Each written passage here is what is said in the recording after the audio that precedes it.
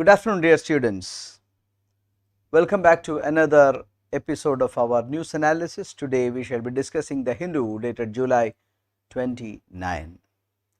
Of course, exam season is fast approaching, so let there be no carelessness on your part. I know that all of you are locked up at your home, and we are going through very much an abnormal time, but there is no easy escape route for us. We have to focus very hard on the upcoming examinations, and we must ensure that success is finally ours. So, let us begin by discussing the Hindu dated July 29. Democratic values bind India and US, says Blinken. Antony Blinken, the US Secretary of State, is on an official visit to India, and he says that there are plenty of things that India and US have to share, common to share. No immunity for acts of vandalism, says the Supreme Court. Let us go through the notes, the news items in detail. Democratic values bind India, US, says Antony Blinken. The US Secretary of State is on an official visit to India. Very important, take down the name. It is Antony Blinken, the US Secretary of State. US Secretary of State is the Indian equivalent of the Foreign Minister of India. So, his Indian counterpart is Mr. S. Jaishankar, our Foreign Minister. Afghanistan issue, fighting COVID, Indo-Pacific strategy and Quad dominated their meeting. So, these are all things that we have been discussing for the past few months. So, those people who have been following the program will easily know why Afghanistan is an issue. We know that American forces withdrew from Afghanistan recently. They started withdrawing in the month of May. For the past 20 years, American and NATO forces were in Afghanistan supporting the Afghan government to fight Taliban, but now Taliban is almost very close to making a formal government. The former terrorists are becoming future government. America has already moved their troops from the soil of Afghanistan. India is very closely watching the happenings in Afghanistan. India and Afghanistan are border nations, so we have got ramifications. We have so far not started formal dialogue with the Taliban forces. We have not accepted Taliban forces so far, but now India has reached a stage where it may have to accept the changes in Afghanistan, and when soon Taliban forces may form the formal government. Fighting COVID is another big issue. India and US have many things to help each other. Indo-Pacific strategy and Quad. Quad is the recent grouping, international grouping, including India, USA, Japan and Australia. This grouping of Quad is opposed to by China. China does not like that. So, US finds India as the counterforce to Chinese aggression in Asia. So, these are all common topics that the leaders would speak. No immunity for acts of vandalism, says Supreme Court. Supreme Court was pronouncing an order on the 2015 actions of members of Legislative Assembly in Kerala. We know that the Legislative Assembly members, while blocking the budget presentation by the then Finance Minister Mr. K. M. Mani, it resorted to absolute vandalism, throwing the chairs of the speaker, destroying computers. All these things were seen, and it was a very quiet, unfortunate incident, and lawmakers all of a sudden became law breakers, and they tried to get immunity. The argument of the state government is that whatever things happen in the legislative assembly must end there, and the members of the legislative assembly have immunity. But the Supreme Court thinks the other way around. Supreme Court held that lawmakers cannot indulge in criminal acts on the parliament or legislative assembly floors, then take cover behind the right to free speech or immunity. That is what the court said. They cannot say that it is they have got the right to speech. Yes, right to speech is there, but that should not break the thin line between the morality that is to be kept in high offices. So they cannot take cover behind right to speech or immunity enjoyed by either the parliamentarians or the legislative assembly members. The court was referring to the vandalism and wanton destruction of public property on the assembly floor during the budget speech in Kerala in 2015. So let this be a clear-cut signal to parliamentarians and members of legislative assemblies and legislative councils across the country. Probing Pegasus. This is the Hindu editorial. West Bengal government has ordered a judicial inquiry into the spyware scandal. We have discussed this particular thing also. We discussed it many times in the past. Those who have joined today or the recent days, for them I shall explain once again. Pegasus is a spyware developed by an Israeli company called NGO Group. They sell this software only to governments. Recently, many Indian politicians, a few of them within the government, important journalists, businessmen, all of them were their phones were tapped, their telephones were tapped, and this has created a hue and cry in Indian political spectrum. The parliament has not been able to function for the past few days because the opposition parties rightly demanded a probe into the issue. The government stand is that in India, illegal tapping of phone is not possible. That is what the law says, but whether the Indian government was a client of NGO is something that is to be probed. The central government says that illegal surveillance is not possible in India. Illegal surveillance may not be possible in India, but whether it took place in India is something that people want to know. In a country where there is no parliamentary oversight on its intelligence agencies, in India there is no parliamentary oversight, complete parliamentary oversight on its intelligence agencies, unlike in the case of United States, where the parliament may summon investigating agencies and take directly evidence from them. It is unclear how far the agencies cooperate the probe ordered by the state government.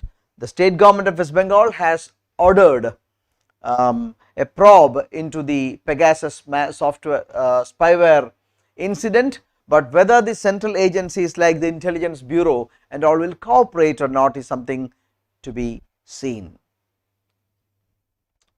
Okay, so please, this particular issue will be in the limelight for a few more days. So we all are very keen and anxious to know what decision will the government take. Will they allow the parliament to get disrupted for longer days, or will they declare an all out inquiry into the incident? That is what we all are looking at.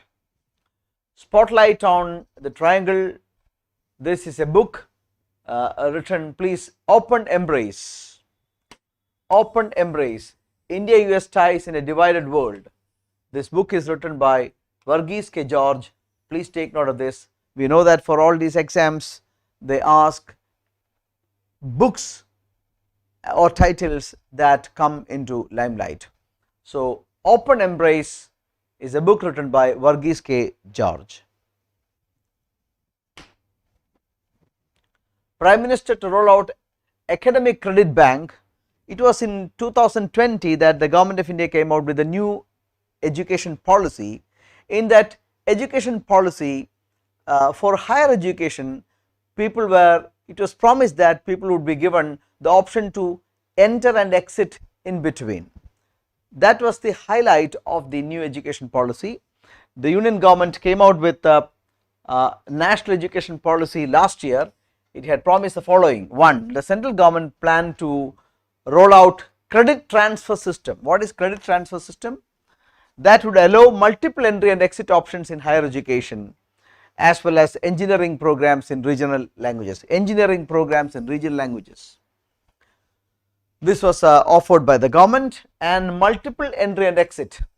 That is what is called credit transfer system, meaning I can join for a degree course. If I complete 2 years, I will get a diploma. I can exit then.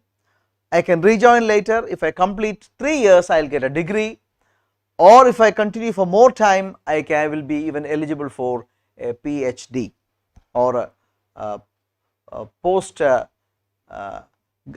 graduation, and then eligible for PhD, postdoctoral things. Anyway, that is the credit transfer system. Government will soon roll out that. The other promises were Higher Education Commission of India, the 4-year degree and 4-year undergraduate degree, the common university entrance exam. They are not yet ready, but credit transfer system Prime Minister may roll out soon. Please read. Once that is announced, it will become very important for all of us, and we must take the information down.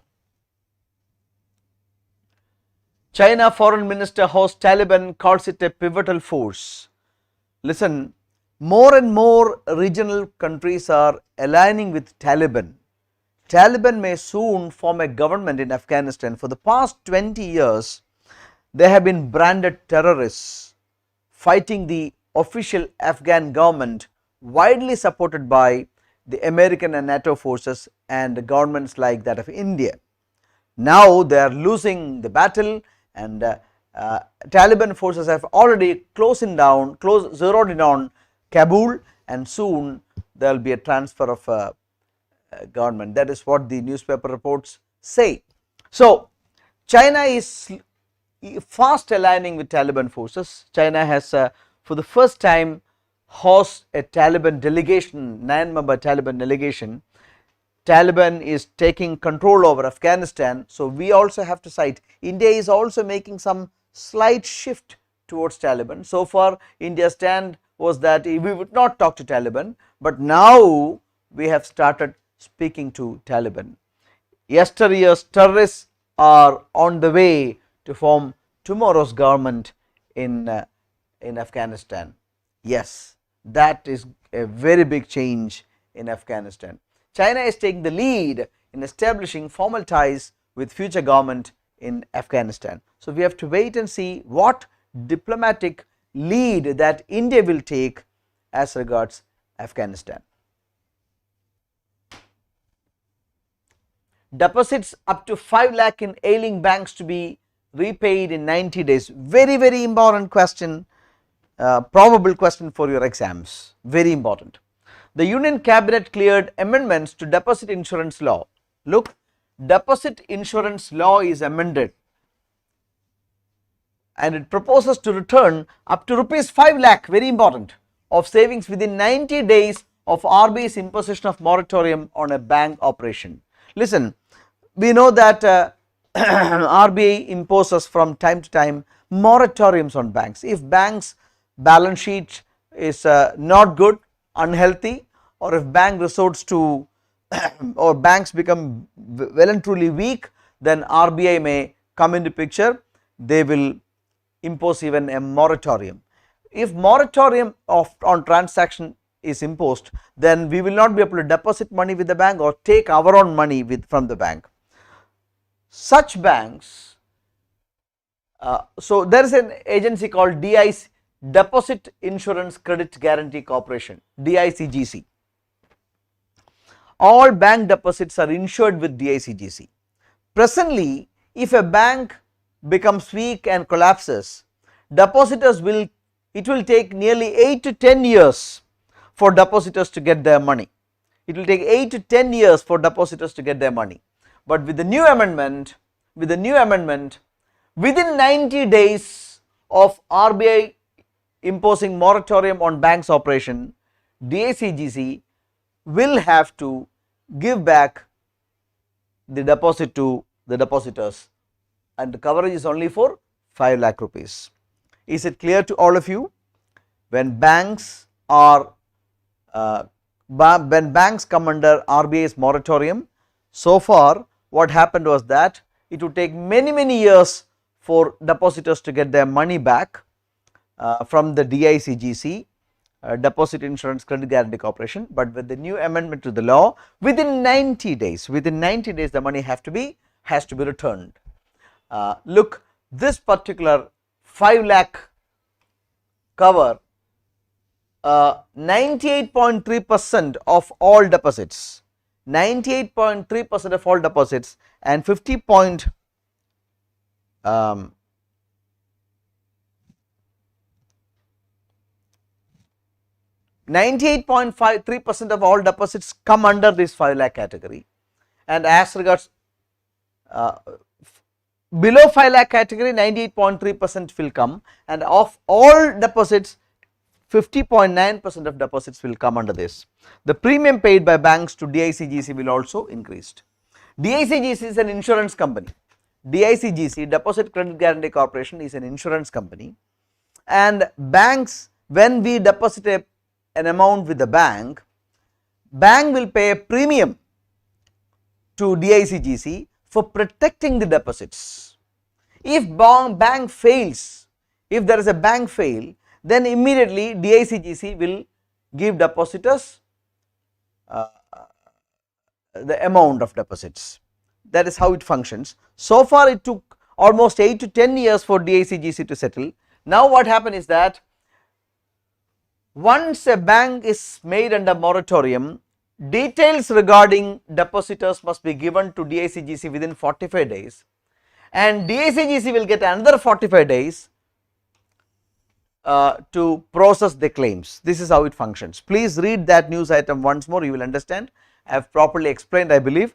It is very important from the perspective of your bank exams in the near future. Nandu Nataka, the sports superstar of yesteryears, is no more. Nandu Nataka passed away. Sports star and common household name of the 50s and 60s is no more. The first shuttler, he was India's first shuttler to win a tournament overseas, that was Selangor International Crown in Kuala Lumpur in Malaysia in 1956. Among the first batch of Arjuna awardee, he was among the first batch of Arjuna awardee in 1961. All England Championship, the most important shuttle badminton tournament, which is won by very few Indians. It was won by Prakash Padukone, and earlier Nandu Nataka had reached a quarter final of All England Championship, represented India in the Commonwealth Games in 1966. He excelled in tennis as well. He was the runner up in the Junior National Tennis Championship, losing out to the legendary Ramnath Krishnan. Okay, so that is about Nandu Nataka, again very important from the perspective of your examination. Thank you, my dear students, for watching the program. Please read the newspapers very well. That will be very crucial for your success in your exam. Very important. I am giving plenty of notes to you. Ensure that you all do the weekly notes that are uploaded. Some of them are available in the notes section, some of them are available in the test section. All those who have joined recently must know these things. So browse across your application and get all these notes. systematic reading of newspaper is very essential for your success in all India exams. So, at 1:30 there will be another session, live session, and at 3 o'clock there will be another one. Thank you.